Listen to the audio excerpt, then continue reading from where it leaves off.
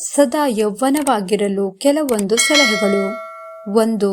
ಪ್ರತಿದಿನ ನಿಮ್ಮ ಚರ್ಮವನ್ನು ಸೂರ್ಯನ ಸುಡು ಬಿಸಿಲಿನಿಂದ ರಕ್ಷಿಸಿ. 2. ಹೈಡ್ರೇಟ್ ಆಗಿರಿ, ಎಂದರೆ ಪ್ರತಿದಿನ 6 ರಿಂದ 8 ಗ್ಲಾಸ್ ನೀರು ಕುಡಿಯಿರಿ. ಇದರಿಂದ ನೀವು ಹೈಡ್ರೇಟ್ ಆಗಿ ಇರುತ್ತೀರಾ. ಈ ರೀತಿ ಮಾಡುವುದರಿಂದ ನಿಮ್ಮ ಚರ್ಮ ಕಾಂತಿಯುತವಾಗಿ ಇರುತ್ತದೆ. 3. ನೀವು ಸೇವಿಸುವ ಆಹಾರದಲ್ಲಿ ವಿಟಮಿನ್ ಸಿ ಆದಷ್ಟು ಬಳಸಿ. ಇದು ನಿಮ್ಮ ತ್ವಚೆಯನ್ನು ರಕ್ಷಿಸಲು ಬಹಳ ಪ್ರಮುಖವಾಗಿದೆ. 4. ಒಂದೇ ಕಡೆ ಕುಳಿತಲ್ಲೇ ಕುಳಿತುಕೊಳ್ಳಬೇಡಿ. ಪ್ರತಿದಿನ 10 ನಿಮಿಷವಾದರೂ ವಾಕಿಂಗ್ ಮಾಡುವುದು ತುಂಬಾ ಅಗತ್ಯ. 5.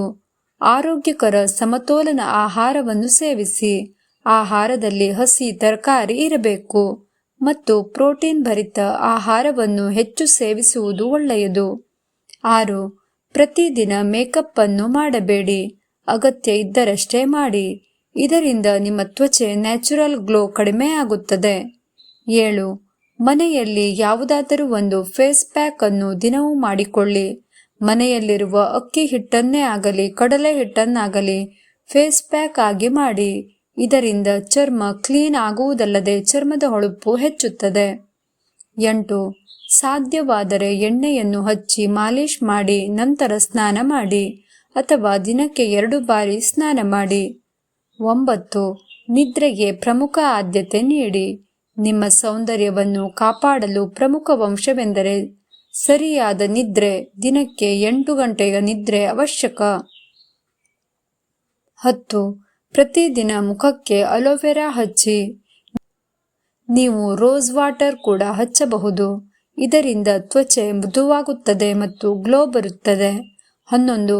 ಪ್ರತಿದಿನ ಕೊಬ್ಬರಿ ಎಣ್ಣೆಯಿಂದ ಮಸಾಜ್ ಮಾಡುವುದರಿಂದ ಚರ್ಮ ಟೈಟ್ ಆಗುತ್ತದೆ, ಹೊಳಪು ಬರುತ್ತದೆ, ಅಲ್ಲದೆ ಕಲೆಗಳು ಮಾಯವಾಗುತ್ತದೆ.